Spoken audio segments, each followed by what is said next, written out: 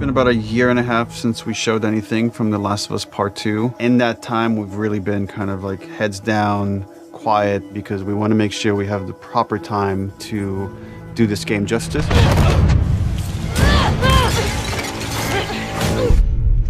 It's definitely our most ambitious in scope game that we've ever made. We really wanted to wait until we had something awesome and new and exciting to talk about because we've been so mysterious.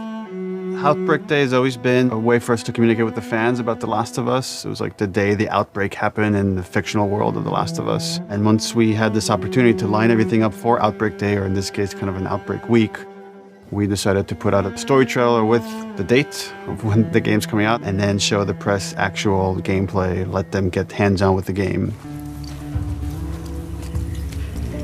We're always trying to strike a balance of getting people excited for this game, show them a bit more of a glimpse of the themes this game is about, the cycle of violence, this idea of how far would you go to exact revenge to bring justice to the people you love. And then we also show that Joel is back and you get to see him for the first time. What the hell are you doing here? You think I'd let you do this on your own? So we're coming into that first demo in wintertime where snow covers much of the ground, much of the buildings, all the surrounding areas. We see what's life like 25 years after a pandemic has wiped out most of mankind. We pick up Ellie, who was 14 in the first game, is now 19. She's living in the city, Jackson. Which is where Ellie and Joel have been living for the past 4 years in this sweet settlement. What we come upon is their regular day-to-day life. We're coming in on Ellie and Dina, her best friend, patrolling the outskirts of Jackson, looking for infected to clear out to keep the area safe. Ellie and Dina at this point have been friends for several years, but there's been underlying romance between these two characters. From the demo we put at E3, where you saw this festival and this dance, and these two characters kissed for the first time, this demo takes place the day after. And then over the course of the level, they encounter some truly dangerous things. We wanted, just across the board, to make the enemies more threatening, to raise the tension that we started establishing with the first game. So that means the infected, even the lowest class, the runners, are more dangerous. Something that was really important to us was empowering all of our characters, right, and making them all equal. Ellie, as we saw in the first game, is incredibly capable, but this is a world where you need to be capable to survive, and we wanted to empower everybody. And the way that reflects in combat is, yeah, Dina is way more effective. So when we have Dina going out, while she may seem the less hardened character, she knows how to use a gun, she knows how to stealth, she knows how to kill a clicker as well as Ellie.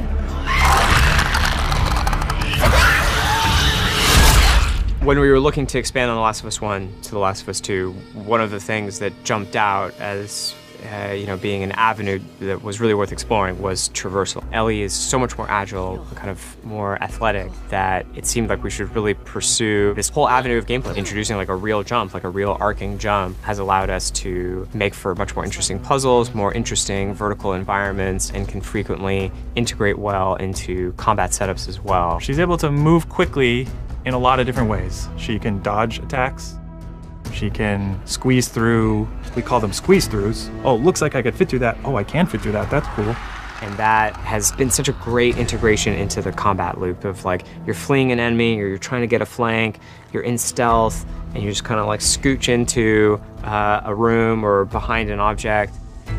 In The Last of Us, you kind of rely on your weaponry. Like, they're frequently the difference between life and death. They're with you for the entire game. A lot of the gameplay choices that you make are based on how you use them, how you evolve them over time through your upgrades. We really wanted to give an opportunity to look at them up close, to interact with them physically. And so the workbench seemed like the ideal place to do that. I think over the course of the level, just talking about the tech for a second of just a snowy environment, we've got all the deforming snow stuff you'd expect, brushing by on horseback, a branch in the snow falling and collecting on the horse, like all these things you would expect in a realistic grounded world. We have this weather, the storm kind of kicks up. Over the course of the level, it goes from more of a clear day into a blizzard. It's all just to build this tension of, the mess that they got themselves into. Can they make it safely out? Eventually, they end up in this old abandoned library. And it's in this moment where Dina really pokes and wants to get the ball rolling on this flirtation, wants to bring down Ellie's walls. And they kind of reveal to each other how much they like each other. You're infuriating. Have you met you?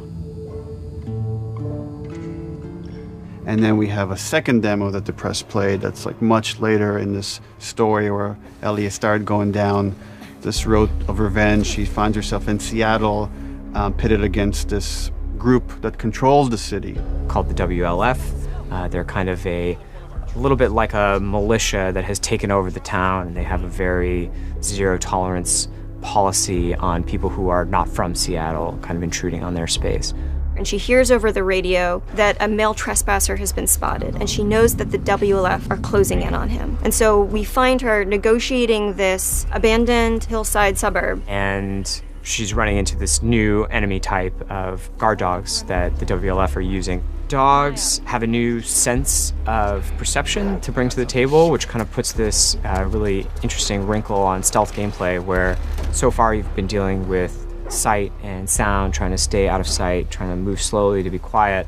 But now with enemy dogs, you have to worry about them picking up your scent trail. If you go into listen mode, you can see, we have a visualization of that scent, so you can see like when the dog is sniffing you and where it's going. You can throw bottles to distract the dog off of your scent, and it just adds this extra tension. The second part of the demo, even though you're fighting mostly human enemies, we're introducing one of our new infected classes, the Shambler. And the Shambler is kind of a lumbering, tankier enemy that can take a lot of punishment. They'll kind of chase you down and try to get towards you and then burst and leave behind one of these lingering, corrosive clouds. In the demo, we have this mini boss fight, and that class happens to be a stalker. It's a class between runners and clickers. It's a class that can hide and run away, and we wanted to do a lot more with them in this game. And because we have this evade mechanic, you can kind of go toe-to-toe with someone, and we can have these boss fights that we weren't able to have before. So you guys can go back and forth and exchange combos and evade each other and slam each other onto like desks, and we can now render all these physics objects, and it's all done in service of just grounding you more in this world, making you more immersed in this fight and feel like Ellie's barely surviving by the edge of her abilities.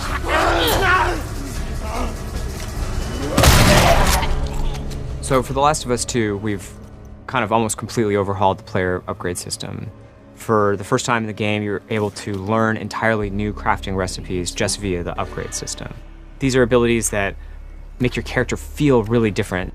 You are really able to pursue the playstyle of your choice and kind of make the Ellie that you're playing your individual Ellie. We designed the whole experience to be something where it's a balanced stealth experience where you have a lot of tools to escape, you have a lot of tools to evade, you can entirely stealth past everyone. Got something. We'll look into it. And then the other big thing we did to immerse the player is make the human enemies much more threatening. They communicate a lot more between each other. Their AI is much more sophisticated. We rewrote most of the systems for this game. So much of this game is a conversation about the cycle of violence and how do we make violence feel impactful to the player. You can't stop this.